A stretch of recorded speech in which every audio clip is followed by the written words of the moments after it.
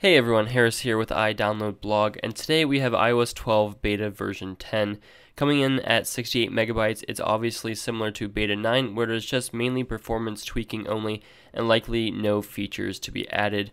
Group FaceTime is still gone and no other features have really changed. It is interesting to note though that beta 9 lasted 3 days, which was almost as few as beta 7, which lasted a measly 2 days. Additionally, the last beta 10 that we saw in a software release was iOS 11.0, and that was the last version before the Gold Master came out, and we have never seen a 10th beta outside of iOS 11 and now iOS 12, which is pretty interesting, and it means that this is likely the last version before the Gold Master and before the very final release. So there is certainly not much to report again with this update outside of those couple of interesting facts. The next beta is very likely to be a Gold Master, as we are likely less than a month away from Apple's September announcement of new hardware and potentially minor software updates.